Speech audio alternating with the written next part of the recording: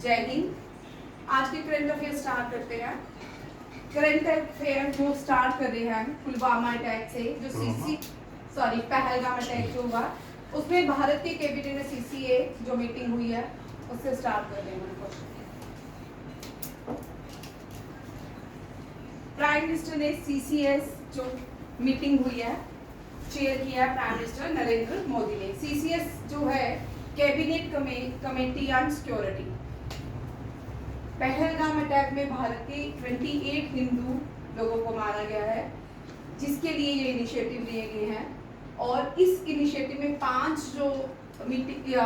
5 articles जो है important, जो इंडिया और पाकिस्तान के बीच रिलेशन थे उनको सस्पेंड किया गया है।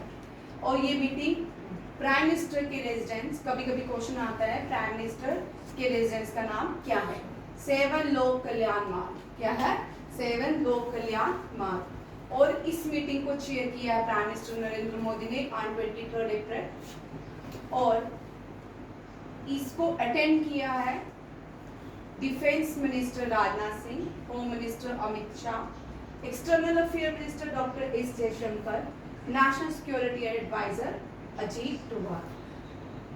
पहली बार इतने अटैक हुए हैं भारत में, मिलिटेंट इतने अटैक हुए हैं टेररिस्ट, जिसमें कभी भी किसी होम मिनिस्टर को एकदम से जाते हुए उस स्पॉट में जाते हुए नहीं देखा। पहली बार ऐसा हुआ है। External home minister Amit Shah जो है श्रीनगर गए, पहलगाम भी गए, और जितने भी डिसीज लोग थे उनके जो परिजनों से भी मिले। ये भी याद रखिएगा। ये बड़ी इंपॉर्टेंट मीटिंग है। मैं कई बार आपको पढ़ाती हूँ Indus water treaty. Indus water treaty जो है सबसे पहले इसको सस्पेंड किया गया है। कौन कौन से डिसीजन लिए गए हैं? Immediate suspension of Indus water treaty सबसे worst treaty of the world मानी जाती है according to my personal opinion. ठीक है। फिर सेकंड में आता है closure of integrated check post at Attari. एक ही लैंडमार्क है जहाँ से ट्रेड किया जाता है इंडिया और पाकिस्तान के बीच, डेट इज अमृतसर भागा border. Suspension SAARC visa. SAARC visa उन लोगों को दिया जाता है जो सार्क के मेंबर हैं। और ये 1992 में इनिशिएटिव लिया था। जो सार्क से रिलेटेड कंट्री है वो अपने वीजा पे सार्क वीजा पे भारत में रह सकते हैं। हाई कमीशन जो है पाकिस्तान का, उसमें रिडक्शन करने की बात की गई। वहाँ पे सेंट को कम किया, 48 आवर्स दिए गए थे, अब 10 डेज बढ़ा दिए हैं और इनको भारत से निकालने की बात हो रही है। Defence attache to be withdrawn. जो डिफेंस के बेनिफिट लेके नेवी, एयरफोर्स और आर्मी के लोग आते हैं बैठते हैं, वो भी क्या कर दिया गया? खत्म किया गया है। सबसे पहले देखो इंडस वाटर ट्रीटी। ये जो ट्रीटी है ना, मैं हमेशा पढ़ाती हूँ, हमेशा बोलती हूँ कि इसको सस्पेंड होना ही चाहिए, क्योंकि ये ट्रीटी ऐसे है जैसे अब मेरा घर है और विक्रांत का घर है। ठीक है। विक्रांत बोलते हैं कि मैम आप 2 बाल्टियां अपने घर भर लो, आपका जो सारे दिन की टैंकी है उसका पानी में यूज करूंगा। मैं अपनी 2 बाल्टियां पूरे दिन 2 बाल्टियों से पूरा घर सर्वाइव करती रहती हूँ और पूरा पानी ये भर लेता है, पूरे पानी का एंजॉय ये करता है। मेरा पानी मैं पैसे दे रही, सब कुछ मैं कर रही, but benefit taken from to him. इसी तरह ये इंडस वाटर ट्रीटी है जिसमें 78% वाटर जो है भारत का वो पाकिस्तान को दिया जाता है। 78% भाई। ठीक है। इसमें से बाकी जो बचा वो भारत, और जो पाकिस्तान में डैम्स बनती हैं वो बड़ी डैम्स बनती है, और जो भारत में बनती हैं बगलिहाट डैम, छोटे छोटे डैम्स, उनके क्यूबिक जो रहता है वो बड़ा ही कम रहता है। इनकी डैम की कैपेसिटी बहुत ज़्यादा है, जबकि भारत के डैम की कैपेसिटी बहुत कम है। अब 78% जो वाटर दिया गया ये वेस्टर्न फ्लोइंग रिवर्स का दिया गया। ये भी क्वेश्चन याद रखिए, कौन सी नदियां थी जिनका 78% वाटर जो है पाकिस्तान को दिया जाता था। 10 साल नेगोशिएशन होने के बाद ये इंडस वाटर ट्रीटी हुई जवाहरलाल नेहरू और पाकिस्तान के बीच। और इंडस वाटर ट्रीटी जो हुई थी ये याद रखिए कराची में हुई थी।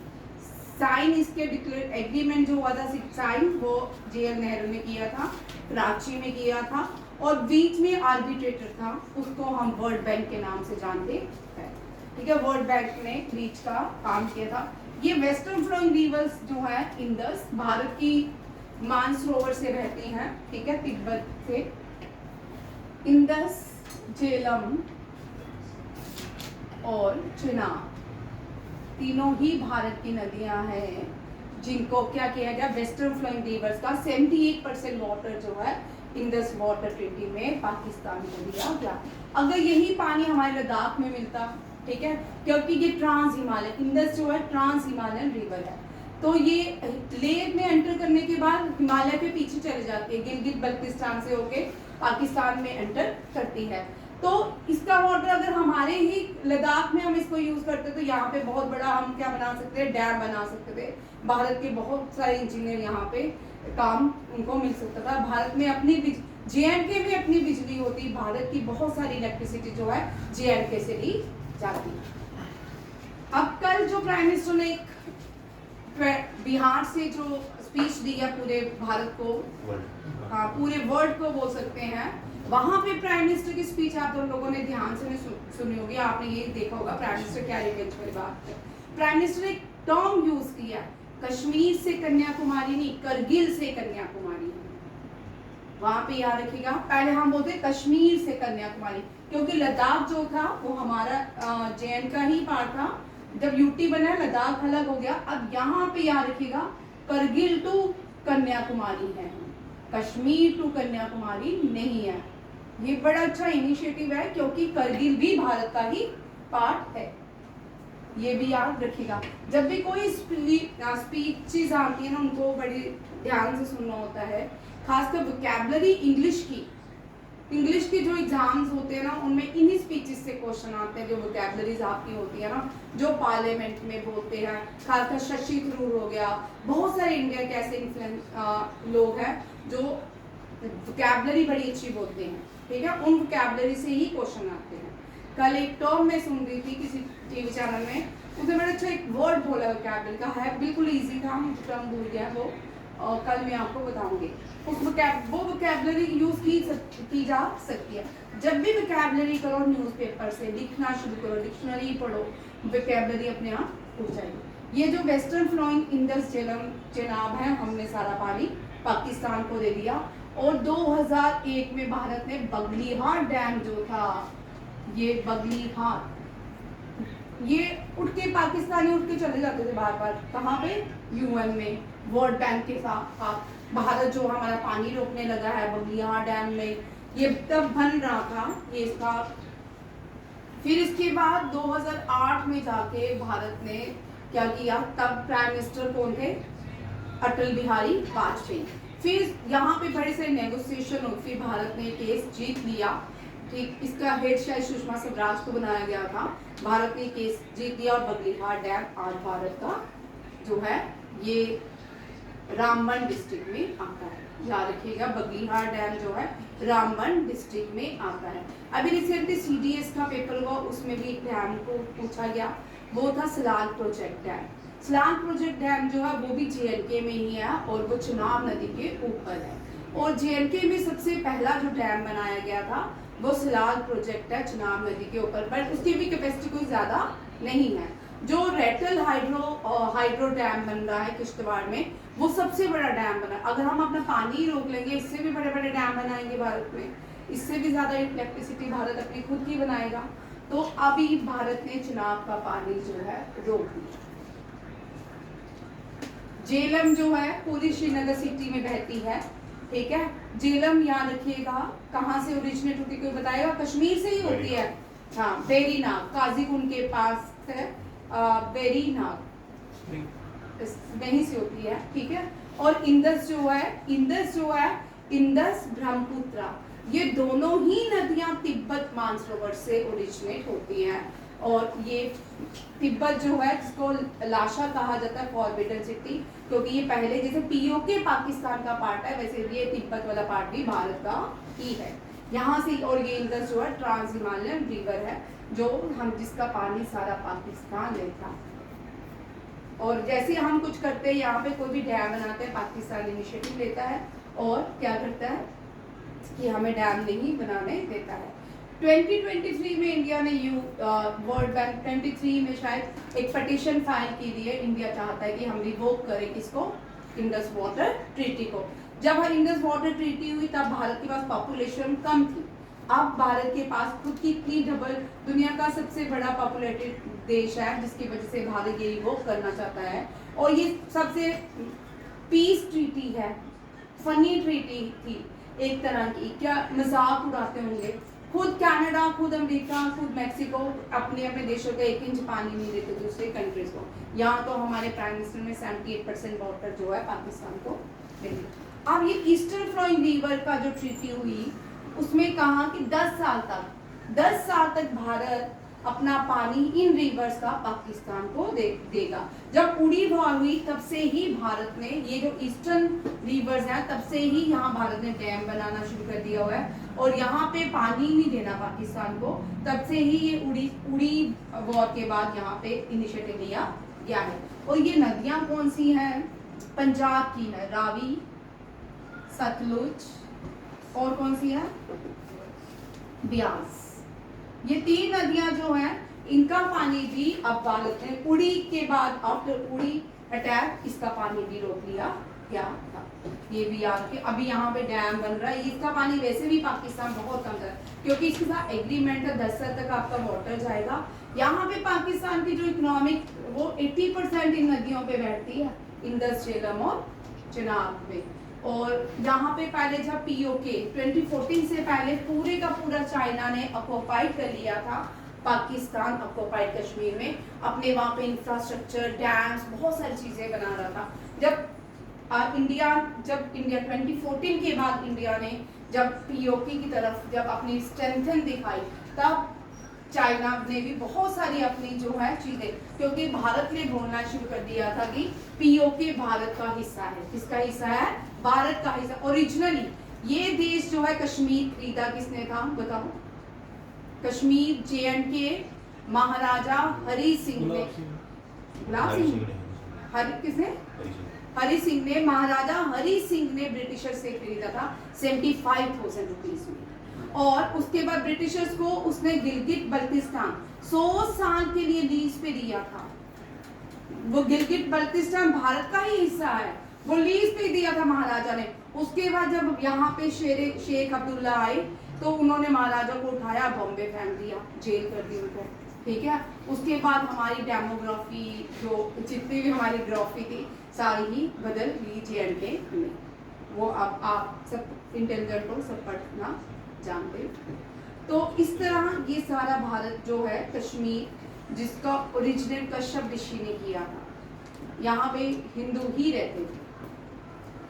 कभी कभी पहले अगर इतिहास देखा जाए ना, हम भागते ही आए हैं। हिंदू कुश में भी जो है, वहाँ भी हिंदू ही बसते थे, अफगानिस्तान में भी हिंदू ही रहते थे। आपने महाभारत की वॉर सुनी होगी, ठीक है। मेन काज जो रहा अफगानिस्तान के कंधार का, गंधार नरेश कहा जाता था, ठीक है। शकुनी वो वहां से आता था। फिर उसके बाद हम कश्मीर से भी भाग गए, ठीक है। किसी दिन ये ना हो हम मध्य प्रदेश में रह जाए, ठीक है। इसी तरह बंगाल का हाल हम सबको पता है। बंगाल में भी सारे का सारा जितने भी बॉर्डर जो बांग्लादेश के साथ अटैच है, वहाँ पे लास्ट वीक से ही कम्युनल राइट्स चल रहे हैं, हिंदुओं को निकाला जा रहा है, ठीक है। बहुत सारी चीज़ें हैं, अब नहीं जागे तो कभी नहीं जागे। ये जो 10 नदियाँ हैं, ये जो 10 साल का एग्रीमेंट है, ये बाकी 10 साल के बाद हमने इसका पानी नहीं उनको देना था, जितना नेचुरली जाता है जाए। बाढ़ आती है तो ये चिल्लाने लगते हैं कि भारत ने जानबूझ के पानी छोड़ दिया हमारे यहाँ पे, क्या किया है, बाढ़ ले आया है, फ्लड ले आया है। और चावल जो है, सारा चावल बासमती जो राइस है, एशिया का वर्ल्ड का GI टैग जो है वो पाकिस्तान के पास, वो पाकिस्तान के पास है। ये भी एक लड़ाई चली थी, इंडियन बासमती को GI टैग नहीं मिला, पाकिस्तानी युद्ध जीता GI टैग का। और ये जो नदियां हैं, इसी से ही बासमती राइस इनका आता है, ये भी याद रखिएगा। इंडस वाटर ट्रीटी याद रखिएगा, कराची में हुई थी, JL नेहरू ने की थी। और वहां पे कौन था? वहां पे अयूब खान के 2 एग्रीमेंट बड़े, एक तो पेशकन जो भारत के प्राइम मिनिस्टर रहे, second prime minister Lal Bahadur Shastri. जब 1965 में 1962 में जब भारत की लड़ाई हुई थी, पाकिस्तान ने अटैक किया था, लाल बहादुर शास्त्री जब प्राइम मिनिस्टर थे भारत के, तो यूएसएसआर ने इनको कहाँ बुलाया था, एग्रीमेंट की वॉर रुक जाए पाकिस्तान और इंडिया के बीच। 65 ही है, ठीक है। मैं चाइना और उसके बीच हमेशा ही कंफ्यूज रहती हूँ। 65 हुई थी। तो लाल बहादुर शास्त्री को यूएसएसआर ने टेशकन बुलाया था। किसने? तब रशिया नाम का देश नहीं था, रशिया 1992 में बना। टेशकन बुलाया गया भारत के प्राइम मिनिस्टर को, कहाँ पे? उज्बेकिस्तान। वहाँ पे एक एग्रीमेंट हुआ कि अब जो वॉर है रोकी जाएगी 1965 की, और एग्रीमेंट हुआ भारत के प्राइम मिनिस्टर और पाकिस्तान के प्रेसिडेंट अयूब खान के बीच, याद रखिएगा। और इसके बाद दूसरे दिन उनकी मृत्यु होगी, और वो कॉन्स्पायरेसी ही रही, टेशकन कॉन्स्पायरेसी। आप जरूर देखिएगा, आपको पता चलेगा लाल बहादुर शास्त्री जी के साथ भारत में क्या हुआ। और वो पहले हास्य पर हो सकते हैं, वो पहले भारत के ऐसे प्राइम मिनिस्टर थे जिनको मरणोपरांत भारत रत्न दिया गया। जब भारत के प्राइम मिनिस्टर लाल बहादुर शास्त्री जी बने थे, तब लोगों को लगा कि अब देश शायद बदलेगा, जो हम इतने साल गुलामी की जंजीरों में रहे उससे अब भारत मुक्त होगा, बट ऐसा नहीं। ठीक है, इंडस वाटर ट्रीटी, इसको डिटेल में भी पढ़ सकते हो, ठीक है। और याद रखिएगा वर्ल्ड बैंक जो है, और वर्ल्ड बैंक के जो आर्बिट्रेटर बने थे उसका नाम क्या है मुझे बताओ। मुझे ब्लैक नाम याद था, आगे उसकी नाम नहीं याद था, ठीक है। अटारी बॉर्डर, ये अटारी बॉर्डर जो है ट्रेड किया जाता है पाकिस्तान से इंडिया में, जो ट्रेड रूट एक ही है, ये फर्स्ट ट्रेड चेक पोस्ट थी अटारी बॉर्डर। मुझे आज तक नहीं समझ आती थी ये जो शाम को रिट्रीटिंग वो होती है वो क्यों होती है। जब मैं पहली बार भी गई थी तब भी मुझे बड़ा अजीब लगा क्यों होती है, होनी ही नहीं चाहिए, ठीक है। साथ ये ऐसे मनोरंजन कर रहे हैं कि हम बता रहे हैं हमारे देश के 2 टुकड़े हुए, अभी कल से बंद, वैसे भी तो मनोरंजन ही है एक तरह का, हमें बताते हैं कि हमने अपने देश के 2 हिस्से किए। सार्क जो है South Asian association of South Asian regional corporation, SAARC जो है इन 1992 में भारत के prime minister PV Narasimhan Rao थे। सार्क जो है, सार्क मेंबर जितने भी भारत के नेबरिंग कंट्रीज हैं उनके साथ, चाइना को छोड़ के, चाइना साउथ एशियन नेशन नहीं है, ठीक है, वो ईस्ट एशियन नेशन है चाइना के। भारत इंडियन सब कॉन्टिनेंट में भी नहीं आता। इंडियन सब कॉन्टिनेंट वो देश है जो भारत के साथ जुड़े हुए थे, बाद में धीरे धीरे एक एक करके अलग हुए। ये वो देश है जो सार्क बनाते हैं, साउथ एशियन, सार्क में south association of South Asian regional corporation ये है, और इसका हेडक्वार्टर जो है काठमांडू नेपाल में। और सार्क का 1992 में एक डिसीजन लिया गया, जो सार्क मेंबर्स कंट्रीज हैं उनको कहीं भी वो रह सकते हैं, उनको वीज़ा प्रोवाइड किया जाएगा by SAARC visa scheme, but ये भी सस्पेंड होगी, ये भी अच्छा है। हाई कमीशन आपने कल देखा होगा, न्यूज़ चैनल्स में देख ही रहे हैं कि यहाँ के हाई कमिश्नर जो थे केक लेके जा रहे हैं, यहाँ भारत के लोग उनसे आप क्वेश्चन पूछते हैं आप केक किस बात का सेलिब्रेशन कर रहे हैं, ठीक है। डिफेंस अटैचेस को भी विड्रॉल कर लिया। अब इसके आगे एक और क्वेश्चन देखिए, पाकिस्तान ने इसके सस्पेंड भारत के जवाब में भी जवाब दिया है, ठीक है। वो जो पाकिस्तान सस्पेंडेड, पाकिस्तान को तो समझ नहीं आया होगा, suspended 1972 Shimla agreement. Shimla agreement याद रखिएगा, 2, 3, 4 बहुत सारे क्वेश्चन इससे आते हैं। शिमला एग्रीमेंट साइन हुआ हिमाचल प्रदेश में, जो ईस्टर्न पाकिस्तान था जिसको आज बांग्लादेश बनाया गया है, उसी के टाइम ये क्या है एग्रीमेंट, शिमला एग्रीमेंट हुआ। शिमला एग्रीमेंट भारत की प्राइम मिनिस्टर इंदिरा गांधी और जुल्फकार अली भुट्टो के बीच हुआ है, याद रखिएगा, जुल्फकार अली भुट्टो और भारत की प्राइम मिनिस्टर इंदिरा गांधी के बीच हुआ। इसको चुप करें, चुप करना। 1972 हिमाचल प्रदेश में ये एग्रीमेंट हुआ, जो ईस्टर्न पाकिस्तान बनाया गया। ये भी फनी जो भी है, इसको ये भी एग्रीमेंट इन्होंने क्या कर दिया, इस एग्रीमेंट के अकॉर्डिंग जितनी भी टर्म्स और कंडीशन थी इन्होंने बोला हम नहीं फॉलो करेंगे, ठीक है। वैसे भी जो ईस्टर्न पाकिस्तान बनाया आज भारत के लिए सिर दर्द खड़ा हो गया, ठीक है। और देखते हैं आगे चल के किस किस का क्या क्या होता है या हमारा क्या होता है, ये भी देखते हैं। नेक्स्ट क्वेश्चन है, इंडिया ने कोलैबोरेशन किया सऊदी अरब के साथ, ठीक है। अभी रिसेंटली 2022 ऑफ अप्रैल जिस दिन अर्थ डे था, प्राइम मिनिस्टर ने यूएई में विजिट किया जिस दिन भारत पे अटैक हुआ था। उसी टाइम भारत एग्रीमेंट हुए इस पे, भारत और यूएई के बीच 2 एग्रीमेंट हुए हैं। वो एग्रीमेंट है यूएई अपनी रिफाइनरी फैक्ट्रीज जो है भारत में एस्टैब्लिश करेगा, ये भी याद रखिएगा। और जो सऊदी अरब के क्राउन प्रिंस है कौन है, कोई बताएगा क्या क्या और यहाँ लिखा भी नहीं, लिखा मैंने, प्राइम मिनिस्टर नरेंद्र मोदी और बिन क्या नाम है,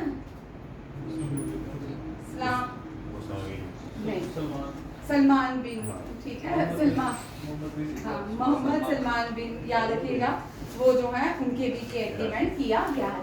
आरबीआई ने, RBI reserve bank of India है, रिजर्व बैंक ऑफ इंडिया के हेडक्वार्टर जो है ये कहाँ पे है, मुंबई में है। और इसने कैंसिल किया है अजंता अर्बन कोऑपरेटिव बैंक का लाइसेंस। ये जो बैंक है औरंगाबाद में था, इसकी कैपिटल और अर्निंग जो थी स्कीम्स वो कैपेबल नहीं थी, जिसकी वजह से आरबीआई ने इसका लाइसेंस क्या किया है, रद्द किया है। जसप्रीत बुमराह एंड स्मृति मंदाना जो है, इनको world top cricketer of the vision announce किया गया है। याद रखिएगा और भी बड़े सारे प्लेयर्स हैं, बट आपको 2 याद रखने, जो मेन स्मृति मंदाना है, जसप्रीत बुमराह।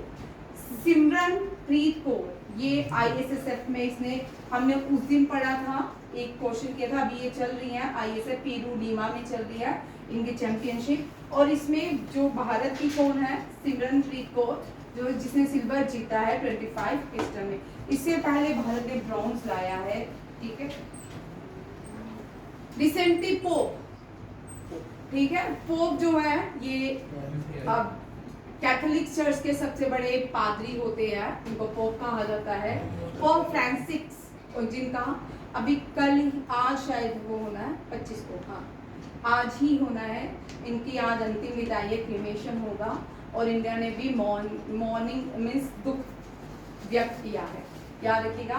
पोप जो है वेटिकन सिटी में रहते हैं, कहाँ रहते हैं, पोप ने ही भारत की मदर टेरेसा जो है उनको सेंट की पदवी दी, ठीक है। सेंट जो है, मदर टेरेसा का अपना जीआई टैग है, जो वो साड़ी पहनती थी, उसके नीचे ब्लू कलर का बॉर्डर था, वो सिर्फ मदर टेरेसा ही कैरी कर सकती है, उसके अलावा कोई भी सेंट फीमेल नहीं कैरी कर सकती है। और ये कैथोलिक, 2 कैथोलिक और प्रोटेस्टेंट, जो कैथोलिक अपने आप को ज़्यादा सुपीरियर मानते हैं, जबकि प्रोटेस्टेंट जो होते हैं उनको कम सुपीरियर माना जाता है। ये कैथोलिक चर्च के पोप थे। इंडिया का लार्जेस्ट, सबसे बड़ा इंटरनेशनल क्रूज टर्मिनल मुंबई में खोला जाएगा, ठीक है। जो वाटर वेज मिनिस्टर है सर्बानंदा सोनोवाल ने अनाउंस किया है, भारत का लार्जेस्ट इंटरनेशनल क्रूज जो टर्मिनल है वो मुंबई में ओपन किया जाएगा। कैबिनेट कमेटी ऑन सिक्योरिटी, ये जो है कैबिनेट कमेटी ऑन सिक्योरिटी के ऊपर एक एग्रीमेंट हुआ, ये एग्रीमेंट फ्रांस के साथ किया गया कि, और इसमें जो कॉस्ट है वो 7 बिलियन डील की गई है, किसके साथ, रफाल 26 रफाल जो है भारत लेगा, किससे, फ्रांस से, और उसको इंडियन नेवी में लॉन्च किया जाएगा। 26 रफाल जो है भारत कहाँ से लेगा, फ्रांस से, ठीक है। और इसको कहाँ पे इंस्टॉल किया, कमीशन किया जाएगा, ये भी याद रखिए, इंडियन नेवी में, ठीक है, एयरफोर्स में नहीं, इंडियन नेवी में। और रफाल जो है, रफाल ब्रह्मोस मिसाइल को कैरी कर सकता है, ठीक है। ब्रह्मोस मिसाइल का जो टेस्ट हुआ था वो रफाल में किया गया था। अभी हमने कल पढ़ा सुखोई मार्क 32, जिसने किसका, गौरव ग्लाइड बैंक का टेस्ट किया है, जो भारत के गौरव ग्लाइड बैंक है उसको टेस्ट किया सुखोई M30 मार्क 2 के हैं। डीआरडीओ और इंडियन आर्मी ने 4 फ्लाइट टेस्ट कंडक्ट कर लिया है आर्मी वर्जन के, कहाँ से, एपीजे अब्दुल कलाम। हम 2014 से पहले ना हमारी नेवी और एयरफोर्स का बड़ा बुरा हाल था। हमने इस साल 2024 में भी देखा, अब 2025 के मिड में आने वाले हैं, तो हम नेवी के सबसे ज्यादा करंट अफेयर्स हमने पढ़े। नेवी में बहुत सारी सबमरीन सबमिशन हुई है, नेवी में प्रोजेक्ट 15B है, नेवी में स्कॉर्पियन टाइप 6 सबमरीन्स जो है सबमर्ज की गई है। नेवी भी भारत का डे बाय डे क्या होता जा रहा है, स्ट्रॉन्ग होता जा रहा है। और भारत की जो आर्मी है वो वर्ल्ड में 4th नंबर पे है। किसमें है? 4th नंबर पे। हर रोज भारत की कैपेबिलिटी बढ़ती जा रही है, इंडोजेनियसली बढ़ती जा रही है। भारत अपने प्रोडक्ट खुद बना रहा है। 2027 तक एक सर्वे आया है, भारत जो है अपने वेपन सेल करना शुरू कर देगा पूरी दुनिया को। जो आज हम दुनिया से ले रहे हैं वो हम दुनिया को बेचेंगे, ठीक है। तेजस हम बेच रहे हैं, हाइपरसोनिक जो मिसाइल है ब्रह्मोस उसको भी सेल कर रहे हैं। भारत की छोटी छोटी प्रबल रिवॉल्वर्स हैं उनको भी हम सेल कर रहे हैं।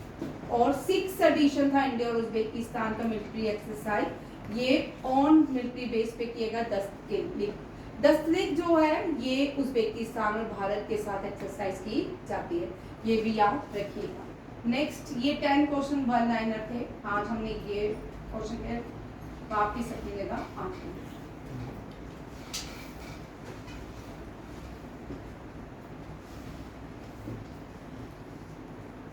रिसेंटली गुरु तेग बहादुर की बर्थ एनिवर्सरी थी, उस दिन हम प्रकाश पर्व मनाते हैं। अब आपके ये एसएससी से क्वेश्चन आने वाले, ठीक है। मैं लिख के नहीं लाई, आज मैं लिखूंगी नहीं क्योंकि नए बच्चे भी होते हैं उनको समझ नहीं आता, ठीक है। आज मैंने यहीं पे आपकी प्रेजेंटेशन भी बनाई है ताकि आपके क्वेश्चन सारे आपको यहाँ पे मिल जाए। प्राइम मिनिस्टर ने ट्रिब्यूट किया है श्री गुरु तेग बहादुर, गोविंद सिंह जी के फादर थे, और औरंगजेब ने इनका जो है सर अलग किया था और शीशगंज में इनका जो शीश है वहाँ रखा। शीशगंज गुरुद्वारा जो है दिल्ली में है, वो श्री गुरु तेग बहादुर को ही डेडिकेट किया जाता है। श्री गुरु तेग बहादुर जो थे वो उनका बचपन का नाम जो था, बॉर्न इन गुरु का महल अमृतसर, ये अमृतसर में पैदा हुए थे और इनके बचपन का नाम त्यागमल था, ठीक है। ओरिजिनल इनका जो नाम था त्यागमल था, बाद में इनका नाम गुरु तेग बहादुर हुआ। ये यंगर सन थे हरगोबिंद सिंह के एंड माता नानकी के। नानकी हम सबको पता है 4 साहिबजादे में माता नानकी का बहुत बड़ा रोल था।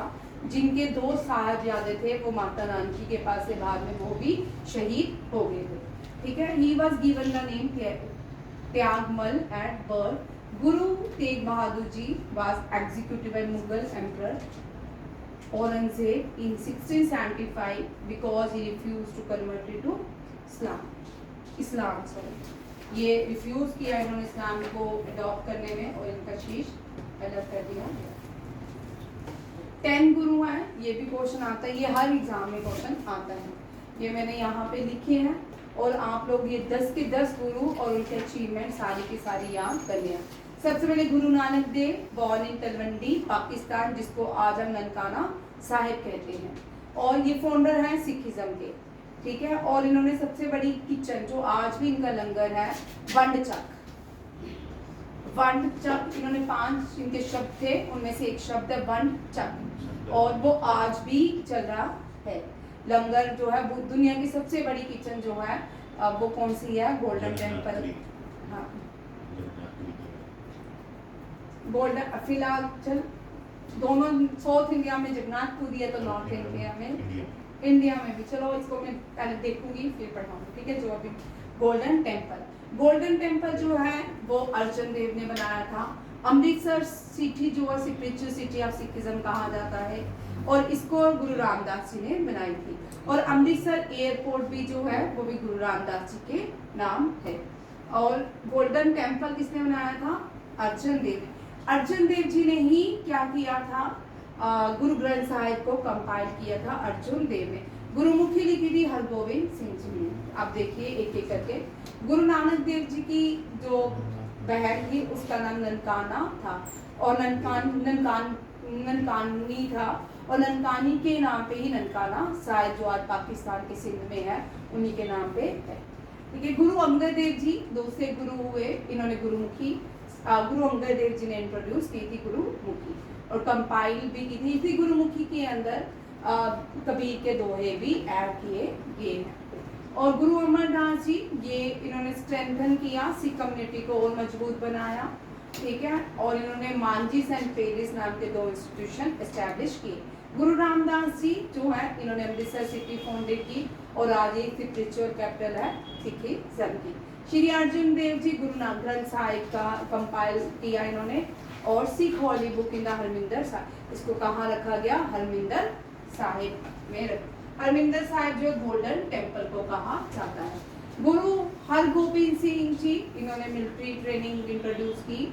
और Guru Har Rai ji known for his effort to maintain a positive atmosphere, इन्होंने पॉजिटिव लोगों की भी पॉजिटिविटी को इंक्रीज किया, स्पिरिचुअल टीचिंग प्रीच की गुरु हर राय ने। हर कृष्ण जो थे ये यंगेस्ट उम्र में ही गुरु बन गए थे, या इन्होंने भी सिखिज्म को प्रीच किया, ठीक है। गुरु तेग बहादुर, ये मार्टर हुए, sacrifice life for religious freedom के लिए। Guru Gobind Singh the last Guru, and last जो गुरु माने जाते हैं श्री गुरु ग्रंथ साहिब मानी जाती है। इन्होंने 5K को, खालसा पंथ को गुरु गोबिंद सिंह जी ने इंट्रोड्यूस किया था। 5K भी गुरु गोबिंद सिंह जी ने किए थे, और गुरु गोबिंद सिंह जो थे इन्होंने ही इसके बाद जो किया है गुरु ग्रंथ साहिब को 11 गुरु माना। इसके बाद कोई भी गुरु नहीं माना जाता है सिख कम्युनिटी। ये आपका एक क्वेश्चन, ये आपका स्टैटिक्स जीके का भी क्वेश्चन था, और ये क्वेश्चन बहुत इंपॉर्टेंट था क्योंकि कभी कभी एग्जाम में ऑलमोस्ट पूछे who was the 10th Guru, who was the last Guru, who was the 5th Guru, and who wrote Shri Guru Granth Sahib, who wrote Gurmukhi, who founded Amritsar city. ये कॉमन क्वेश्चन है जो एग्जाम में रिपीट होते हैं, ठीक है। अब देखो क्वालिटी काउंसिल ऑफ इंडिया, इसको QCI कहते हैं, इसने पंचायती राज 24 अप्रैल को हम पंचायती राज दिवस मनाते हैं। और इस दिन जो है अलग अलग जगह में, भारत के अलग अलग जगह में इस दिवस को मनाया जाता है, क्योंकि ये 3rd टायर ऑफ गवर्नमेंट थी। 3rd टायर, इसमें भारत को डिसेंट्रलाइज भी किया गया। पंचायती राज, म्यूनिसिपल कॉर्पोरेशन और ग्राम पंचायत, ग्राम सभा, इन सब में वीडियो ब्लॉक डेवलपमेंट ऑफिस में, ये सारा इसी का ही 3rd टायर सिस्टम में आता है। और इसका जो है इसकी सेलिब्रेशन किसने की, मिनिस्ट्री ऑफ जल शक्ति ने QCI के साथ मिलकर। और इसका थीम रहा स्वच्छ एंड सुजल ग्राम। कहते हैं कि महात्मा गांधी जब भारत में रहते थे तो महात्मा गांधी सफाई को लेके बड़े सारे क्या रहते थे, सतर्क रहते थे, उनको बड़ी पसंद थी। वो बोलते थे गांव साफ तो सिटी साफ, सिटी साफ तो शहर साफ, शहर साफ तो राज्य साफ, राज्य साफ तो प्रांत देश साफ, ठीक है। ये गांधी जी कहते थे कि पूरा देश तभी साफ हो सकता है जब गांव आपके स्वच्छ होंगे। आजकल गांव हमारे वैसे हो गए हैं जैसे सिटीज से भी अच्छे गांव हो गए। पहले गांव होते थे कभी जिनको हम गांव बोलते थे, आजकल गांव नहीं रही, वो भी सिटी के जैसे ही लगते हैं। अब विद्रान सोच रहे कहाँ पे, ठीक है। नरेंद्र मोदी ने भी एड्रेस किया है ग्राम सभा नेशनल वाइड पूरे भारत को 24 अप्रैल को। और नेशनल पंचायती डे जो है नरेंद्र मोदी ने मधुबनी बिहार, कल मधुबनी बिहार में सेलिब्रेट किया। और इसमें पंचायती राज अवार्ड्स भी दिए हैं प्राइम मिनिस्टर ने। और सेलिब्रेट कहाँ किया, मधुबनी आर्ट एंड क्राफ्ट है बिहार का। ये बड़ी बार क्वेश्चन आता है। रिसेंटली कॉम्पिटिटिव एग्जाम और सैनिक स्कूल में उसमें पूछा गया मधुबनी आर्ट एंड क्राफ्ट कौन सी भारत की स्टेट को बिलोंग करता है, बिहार का। बहुत ओल्ड क्या है ये आर्ट एंड क्राफ्ट है। ये क्वेश्चन कॉमन है, ये आपके SSC CUT ये वाले क्वेश्चन रहते हैं। मधुबनी हो गया, महेश्वरी सिल्क हो गया, चिकनकारी हो गया, ये वाले सारे गढ़चोला हो गया, ये सारे आर्ट एंड क्राफ्ट आपको क्वेश्चंस में पूछे जाते हैं। अब इसके पीछे जो पंचायती राज सिस्टम है इसको इंट्रोड्यूस किया था, इस दिवस को इंट्रोड्यूस किया था 2010 में मनमोहन सिंह ने। 24 अप्रैल को उसने बोला कि हम भारत में 24 अप्रैल को पंचायती राज दिवस मनाएंगे। इस साल का पंचायती राज दिवस का जो थीम है एनहांसिंग अकाउंटेबिलिटी एंड ट्रांसपेरेंसी, ये इसका थीम है, ये भी याद रखिएगा। अब देखिए पंचायती राज मैंने अब आपको पढ़ा दिया है, ठीक है। ये क्वेश्चन मैंने लिख के लाई थी। Which prime minister of India declare 20 April 24 the national Panchayati Raj Diwas Manmohan Singh. Manmohan Singh Bharat के ऐसे प्राइम मिनिस्टर हैं जो आरबीआई के गवर्नर रह चुके हैं। मनमोहन सिंह का टेन्यूर 2 बार रहा, ये 2 बार प्राइम मिनिस्टर भारत के रहे। मनमोहन सिंह भारत के पहले सिख प्राइम मिनिस्टर थे। बिफोर पार्टीशन ये पाकिस्तान में बॉर्न हुए थे। मनमोहन सिंह जो है ये अपनी 2022 में राज्यसभा से रिटायर भी हुए थे। ये भी बड़ा इंपॉर्टेंट क्वेश्चन है। और पहले सिख प्राइम मिनिस्टर हैं भारत के मनमोहन सिंह। इनको भारत के फादर ऑफ फाइनेंस सेक्टर भी कहा जाता है। इनको फाइनेंस की बहुत नॉलेज थी। और बाकी rest of the things Manmohan Singh के बारे में आप सबको पता ही है, ठीक है। और मनमोहन पंचायती राज, यहाँ पे अब थोड़ा सा मैं एक और आज आपके लिए क्वेश्चन लेके आई हूँ पंचायती राज से, क्योंकि बड़ी देर होगी हमने ये क्वेश्चन नहीं किया। पहले हम बड़ी बार रिपीट करते थे, अब 2-3 साल से मैंने ये क्वेश्चन रिपीट नहीं किया क्योंकि कम मार्क था। अब यार के पंचायती राज सिस्टम देखो भाई, बात थोड़ी हंसी वाली भी है। 1959 को हम राजस्थान की स्टेट को क्या डिक्लेयर करते हैं कि वहां पे हम पंचायती राज सिस्टम को इनॉग्रेशन करते हैं। और 1957 बलवंत राय मेहता जो है ये इंट्रोड्यूस करते हैं पंचायती राज सिस्टम को एज अ 3 टायर्स। और देखो भाई डेट करना है 1992 में से 57 में हमने प्रोग्राम शुरू किया, इनिशिएटिव लिया और कंप्लीट कब किया 1992 में। कितने साल हो गए ना। और जो भारत आजाद हुआ था साथ में ही भारत के क्या बनने चाहिए थे, टॉयलेट्स, लोगों को घर मिलना चाहिए था। ये बेसिक एमिनिटीज थी हमारे देश की। और जब 2014 के बाद भारत ने टॉयलेट्स बनाए, बेसिक एमिनिटीज गवर्नमेंट ने लोगों को देना शुरू कर दिया तो लोग मजाक बनाने लगे। जब ब्रिटिशर 1600 में भारत में आए ना, जब उन्होंने यहाँ से पैसा लूटना शुरू किया, उन्होंने देखा इंडस्ट्रियलाइजेशन होने लगी, आयरन की एस्टेब्लिशमेंट होने लगी, आयरन मॉडर्न एरा आ गया आयरन के साथ। वहाँ पे अब गांव से लोग सारे शहर की तरफ आने लगे। उन्होंने देखा कि ब्रिजेस के नीचे कहीं भी लोग न स्लम्स बना के बैठने लगे।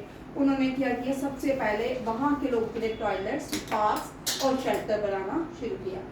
जब आप ये बेसिक एमिनिटीज लोगों को दे देते हो तो क्या होता है कि आपके कंट्री में गंद नहीं पड़ेगा। जो स्वच्छ भारत था वो गंदा भारत हो गया, जो गंदे लोग थे वो अस्वच्छ हो गए। वहाँ पे इतने उन्होंने बेसिक चीजें दी। हम आज़ादी के बाद, हम आज़ाद हुए थे 1947, 2014 में हम भारत के लोगों को टॉयलेट्स दे। आप खुद हिसाब लगा लो, आप हमारा देश कहाँ से कहाँ।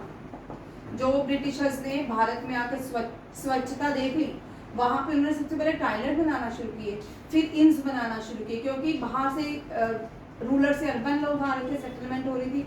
उसके बाद उन्होंने ब्रिजेस के नीचे लोग रहते थे, पार्क्स बनाना शुरू कर दिए कि लोग जब आएंगे गांव से जब लोग आए उनको पार्क्स की फैसिलिटीज दी जाए। इस तरह वो उन्होंने डेवलपमेंट। उसके बाद वो भारत के पेड़ काटते जाते उन्होंने अपना रेलवे सिस्टम बना लिया। जावा, इंडोनेशिया, नॉर्थ ईस्ट के जितने पेड़ काट सकते थे पूरे काट के उन्होंने अपना रेलवे सिस्टम और शिपिंग जो सिस्टम था वो इंट्रोड्यूस किया। और इसी तरह भारत बेचारा इतने साल पीछे रह गया। जब भी कोई बात होती है तब बोलते हैं कि भारत में जो टॉयलेट्स नहीं देने चाहिए, हर मजाक उड़ाते हैं भारत का, ठीक है। बेसिक एमिनिटीज है हर एक कंट्रीज को मिलनी चाहिए। दुनिया में जितने भी कंट्रीज हैं सबको ये एमिनिटीज प्रोवाइड होनी चाहिए बाय द गवर्नमेंट। अब ये जो पंचायती राज सिस्टम जिसकी बात की 1957 में, इसका हेड बनाया गया, इसको फादर ऑफ पंचायती राज भी बोलते हैं बलवंत सिंह को। इसके बाद और भी कमीशन आए, कमेटीज आई जिन्होंने पंचायती राज सिस्टम को इंट्रोड्यूस किया भारत में। कमेटियां Ashok Mehta, GV K Rao committee, L M Sanghvi. But ये जो कमेटी थी इन्होंने 3 टायर सिस्टम की बात नहीं की। इंडिया जो है 3 टायर सिस्टम का मतलब है सेंट्रल, यूनियन, स्टेट और लोकल सेल्फ गवर्नमेंट। इसमें 3 टायर सिस्टम में ये 3 चीजें आती हैं। सेंट्रल, यूनियन भी कहते हैं, यूनियन और स्टेट और जो है लोकल सेल्फ गवर्नमेंट। ये डिसेंट्रलाइजेशन ऑफ इंडिया है। और ये बड़ा इंपॉर्टेंट क्वेश्चन है जिसने डेप्थ में एग्जाम पास करने हैं उनके लिए ये क्वेश्चन आना ही आना है। शायद मैंने यहाँ पहली बार रोहिणी को पढ़ाया होगा, इससे पहले नहीं। पहले हम कोविड से पहले हम डेली ये क्वेश्चन करते थे, रिपीट करते थे, याद करते थे, क्योंकि ये क्वेश्चन इतना आता था एग्जाम में। और भारत की जो पहली स्टेट पंचायती राज जिसने अडॉप्ट किया वो आंध्र प्रदेश थी, राजस्थान के बाद आंध्र प्रदेश थी। ये भी याद, क्योंकि राजस्थान जब अडॉप्ट किया था तब 1959 पंचायती राज जब इम्प्लीमेंट हो गया, सबसे पहली जो भारत की स्टेट थी वो आंध्र प्रदेश थी। प्राइम मिनिस्टर रिसेंटली अभी आपका कोई एसएससी का पेपर हुआ है, उसमें ये क्वेश्चन आ चुका है, who was the prime minister during the implementation of the Panchayati Raj system? PV Narasimha Rao. PV Narasimha Rao ने दो अमेंडमेंट इसमें हुई, 73rd अमेंडमेंट एंड 74। पंचायती राज जो अमेंडमेंट है वो 73rd है। 74 जो अमेंडमेंट है वो म्युनिसिपल कॉर्पोरेशन है, भारत के शेड्यूल 11 एंड 12 रिस्पेक्टिवली, जिसको डील किया जाता है पंचायती राज सिस्टम के अंदर। ये भी याद रखिए। अब देखो यहाँ पे मैं लेके आई हूँ बलवंत राय कमेटी में क्या बात हुई 1957 में। इसमें 3 टायर सिस्टम लाया गया और डेमोक्रेटिक डिसेंट्रलाइजेशन किया गया। ये बलवंत राय कमेटी है जिसमें 3 टायर सिस्टम लाया गया। उसमें ग्राम पंचायत विलेज लेवल पे, पंचायत समिति एंड लोकल ब्लॉक लेवल में, एंड जिला परिषद डिस्ट्रिक्ट लेवल में। जो जिला परिषद होती है वो जिसको सिटी कहते हो आप लोग, जिसके हेड होते हैं कौन? डीसी। ठीक है, याद रखिएगा। डेमोक्रेटिक डिसेंट्रलाइजेशन जो है बलवंत राय में, जिसमें लोकल लेवल पे डिसेंट्रलाइजेशन किया गया भारत का। ठीक है, और याद रखिए यूनियन स्टेट, ये क्वेश्चन भी बड़ी बार रिपीट होता है। Union list, state list and concurrent list. Union जो लिस्ट है उसमें 100 सब्जेक्ट्स को इंट्रोड्यूस किया गया है, सिर्फ वो सेंट्रल ही उन सब्जेक्ट्स पे काम कर सकती है।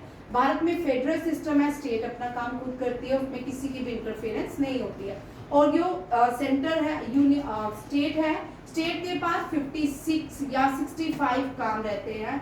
और इसी तरह बाकी जो है कॉन्करेंट लिस्ट में दोनों ही मिलके काम करते हैं। कॉन्करेंट लिस्ट में स्टेट भी आती है, सेंटर भी आती है, बट जो डिसीजन लेती है वो कॉन्करेंट लिस्ट लेती है, सेंटर लेती है। और इसमें 56 जो है काम बांटे गए। ये भी याद रखिएगा, ये बड़े इंपॉर्टेंट क्वेश्चन है। लास्ट ईयर आदित्य को एनडीए में ये क्वेश्चन आया था, कॉन्करेंट लिस्ट, स्टेट लिस्ट में कितने सब्जेक्ट्स होते हैं। ये जो लास्ट अप्रैल का, सितंबर का से पहले जो एग्जाम है एनडीए में, उसमें ये क्वेश्चन आ चुके हैं। पार्ट 9 कॉन्स्टिट्यूशन का कहता है, जिसमें 73rd अमेंडमेंट की गई पंचायती राज। कौन सी? पंचायती राज। पार्ट 9 आर्टिकल 243 टू 243(0) ये रिगार्डेड है पंचायती राज। आप ये कर सकते हो। भारत का शेड्यूल वेरी इंपॉर्टेंट, कौन सा शेड्यूल है से, ये तो आपके छोटे जिनका 10+2 है ना, ये कॉमन क्वेश्चन आपके आने वाले। ये कोई एसएससी और ऊपर वाले सीएचएसएल के एग्जाम में नहीं आपको पूछेंगे, या आपको एनडीए सीडीएस में ये लड्डू क्वेश्चन नहीं पूछते कि 11 शेड्यूल डील विद द, ये सीयूटी हो गया, इस तरह के ये छोटे क्वेश्चन है भाई। 73rd amendment deals with the Panchayati Raj and 74 amendment deals with the municipal corporation and 10th, 11th and 12th schedule deal with the Panchayati Raj municipal corporation respectively. ये क्वेश्चन इतने कॉमन है कि आपको छोटे जो 10+2 level के paper है उनमें ये आते हैं। बड़े रेयर होते हैं कि एनडीए सीडीएस में इस लेवल के क्वेश्चन आए। और इनिशियली जब कॉन्स्टिट्यूशन बनाया गया तब उस कॉन्स्टिट्यूशन के अंदर 8 शेड्यूल थे। कितने थे? 8 शेड्यूल। और अब कॉन्स्टिट्यूशन के अंदर 12 शेड्यूल है। कितने हैं? 12 शेड्यूल। और जो सबसे पहली अमेंडमेंट हुई ना वो 9th शेड्यूल के अंदर हुई थी, ये भी याद रखिएगा। 9th शेड्यूल के अंदर पहली अमेंडमेंट हुई थी। और 10th शेड्यूल जो है एंटी डिफिक्शन लॉ है। 11th जो है शेड्यूल ये पंचायती राज है। 12th शेड्यूल जो है म्युनिसिपल कॉर्पोरेशन है, ये भी याद रखिएगा।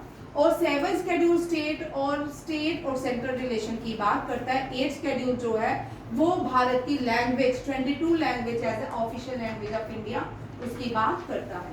Next question very important for all competitive exam and for JK SSB. ये जितने भी आप क्वेश्चन है ना, अब मैं जितना भी करंट अफेयर बना रही हूँ जेके एसएसबी एसआई के ध्यान में रख के ही बन रहा है आपका।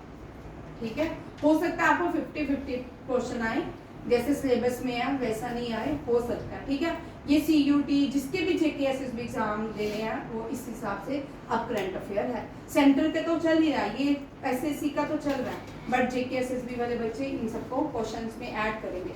ठीक है, आर्कियोलॉजिकल सर्वे ऑफ इंडिया की ये 38 मीटिंग थी, जिसको इसके साथ central advisory board of archaeology, इसने 38 मीटिंग होस्ट की है। कहाँ पे? भारत मंडपम में। ठीक है, 38 मीटिंग जो है आर्कियोलॉजिकल सर्वे ऑफ इंडिया की कहाँ पे ऑर्गेनाइज की गई है? भारत मंडपम में।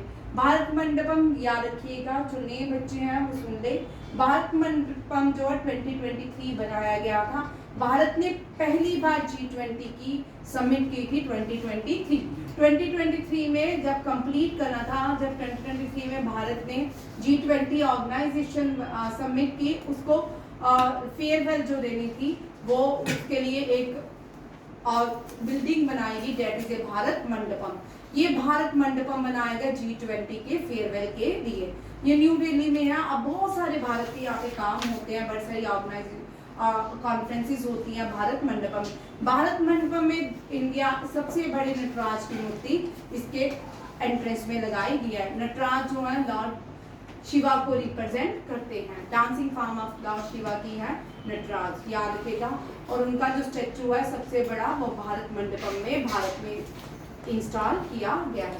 और भारत मंडपम बहुत इंपॉर्टेंट है, याद रखिएगा। कभी भी आपको आज के 5 साल बाद, 10 साल बाद कभी भी क्वेश्चन आ सकता है, जो भारत ने पहली G20 की फेयरवेल दी थी, वो कौन से सेंटर पे दी, और वहां पे G20 जो है उसने एक और देश को ऐड किया, अफ्रीकन यूनियन को। ठीक है, ये भी याद रखिए। अबाउट ASI, भारत ने आर्कियोलॉजिकल सर्वे, भारत के आर्कियोलॉजिकल सर्वे जो है ब्रिटिशर ने इंट्रोड्यूस किए थे। अलेक्जेंडर क्यूनिंग ने, यहाँ पे मैं लिखा भी है, अलेक्जेंडर क्यूनिंघम ने किए थे। ठीक है, इनको फादर, ये वेरी इंपॉर्टेंट क्वेश्चन, ये सबके लिए इंपॉर्टेंट है। Who is known as father of archaeological survey of India? ये भी क्वेश्चन हर एग्जाम में आ सकता है, इसका किसी भी एक एग्जाम से रिलेशन नहीं है। और यहाँ पे जब उसने पहला सर्वे दिया, वो बिहार 2-3 जगह थी, इनको एक साथ सर्वे दिया था, और 1861 में ये सर्वे दिया था। जो सबसे बड़ा भारत की आर्कियोलॉजिकल साइट्स है वो राखी गढ़ी है, इंडस वैली सिविलाइजेशन की राखी गढ़ी, याद रखिएगा। और वो कहाँ पे? हरियाणा में है। राखी गढ़ी जिस नदी के किनारे बहती है उसको गागर रिवर कहा जाता है। Very important question. उसके बाद अब जो है archaeological survey of India founded by, यहाँ में लिखा नहीं है, अलेक्जेंडर क्यूनिंघम। ठीक है, और founded in 1861। Current director general कौन है? युद्धवीर सिंह रावत। कौन है? ये रिसेंटली अपॉइंट हुए थे, हमने ये अपॉइंटमेंट में ये क्वेश्चन भी किया था। Very important question. नेक्स्ट जो है, next national zero measles Rubel. ये डिजीजेज हैं, वायरस हैं। ठीक है, ये कम्युनिकेबल डिजीजेज हैं, एयर से आती है। ठीक है, national zero measles rubella eliminating campaigning, Bharat के जो हेल्थ मिनिस्टर हैं JP नड्डा है, उन्होंने इसका इनिशिएटिव लिया, national zero measles rubella eliminating campaigning. हमने रिसेंटली पढ़ा गैबन जो है वो मीजल फ्री हो चुकी है। WHO ने डिक्लेयर किया है गैबन को मीजल फ्री कंट्री। जैसे भारत पोलियो फ्री कंट्री है, पाकिस्तान पोलियो फ्री कंट्री नहीं है। भारत में अगर कोई भी पोलियो को केस आता है वो हमेशा डील करता है पाकिस्तान ओरिजिनेट से होता है। ठीक है, इस तरह अफगानिस्तान हम तालिबान देख रहे हैं, चाहे तालिबान ने अपने लोगों को पोलियो के इंजेक्शन लगाना शुरू कर दिया है। वो हम भी नेक्स्ट 3 या 4 इयर्स में शायद हो सकता है कि एलिमिनेट हो जाए पोलियो। बट भारत जो है पोलियो फ्री कंट्री है। भारत में कोई भी पोलियो का केस नहीं आता। जब भी आता है उसकी हिस्ट्री या तो वो पाकिस्तानी होती है या तो वो अफगानिस्तान की होती है। पूरी दुनिया पोलियो फ्री है, अफगानिस्तान और पाकिस्तान को छोड़ के। ठीक है, इसी तरह मीजल में गैबन भी फ्री हो गया। भारत ने भी एक इनिशिएटिव लिया है। भारत ने कहा, एक डेडलाइन दी है कि हम 2026 तक मीजल एंड रूबेल फ्री कंट्री बन जाएंगे। ये भी इम्पोर्टेंट, जैसे टीबी का डेडलाइन भारत ने 2018 में दिया था, 19 में दिया था, अभी तक टीबी फ्री कंट्री नहीं हुई। वही WHO ने कहा था कि 2027 पूरा वर्ल्ड टीबी फ्री हो जाएगा, वही 2030 में। और भारत ने जो डेडलाइन दी है वो 2027। पहले कितना करंट अफेयर में क्वेश्चन आता था, डेडलाइन क्या है भारत की टीबी की? 2027 भारत की है, 2030 जो है वो किसकी है? वो जो डेडलाइन है वो वर्ल्ड बैंक की है। इसी तरह वर्ल्ड बैंक इंडिया ने जो डेडलाइन दिया है रूबेला और मीजल की 2026 दिया है, और ये कंपेनियन जो है लॉन्च किया गया है government of India under health minister JP Nadda. Bharat की पहली हेल्थ मिनिस्टर फीमेल थी। फर्स्ट कैबिनेट जो भारत का आफ्टर इंडिपेंडेंस था उसमें एक ही फीमेल थी, अमृता प्रीतम कौर, इस तरह कुछ नाम था, चेक कर लेना। वो भारत की पहली हेल्थ मिनिस्टर थी, डॉक्टर थी, उसने बहुत सारे एनजीओज में काम किए, लोगों को बहुत सारी एड प्रोवाइड की। जब वो डॉक्टर थी उसके बाद उसी को अपॉइंट किया जाएगा first female health minister of India as well as the first health minister of India भी रह चुकी हैं। ये हम क्वेश्चन कर चुके हैं ये सारे, ठीक है। ये प्राइम मिनिस्टर ने चेयर किया है कैबिनेट कमेटी ऑन सिक्योरिटी, जिसमें फिर से याद रखो ये क्वेश्चन आ सकता है। रिसेंटली अभी फिलहाल तो कोई एग्जाम नहीं होने के चांसेस हैं, जब तक पहलगाम अटैक का बदला नहीं होगा तब तक ठंड रखो, ठीक है। डिसीजन होंगे immediate suspension of the Indus water treaty, closure of integrated check post Attari border, suspension of सांप visa scheme and high commission reduce strengthen defence attache to be withdrawn. ये सारे क्वेश्चन आज के करंट अफेयर्स, ठीक है। आज के करंट अफेयर्स सर बाहर नहीं बैठे आपके सामने, तब भी तुमने इतनी शांति से स्टूडेंट में अभी ट्राई किया, ठीक है। ये सारे करंट अफेयर इंपॉर्टेंट हैं और आपको कभी भी ये आ सकते हैं, ये हमेशा करंट अफेयर रहेगा, चाहे आप 10 साल बाद एग्जाम दो, चाहे 20 साल के बाद दो, कभी भी 100 साल के बाद भी ये करंट अफेयर हिस्ट्री बन जाएगा, आएगा ही आएगा, ठीक है। अगर तुम दादाजी भी बन जाओगे तब भी ये करंट अफेयर है, ये क्वेश्चन आपको हिस्ट्री में पूछा जाएगा, ठीक है। थैंक यू, जय हिंद, जय भारत।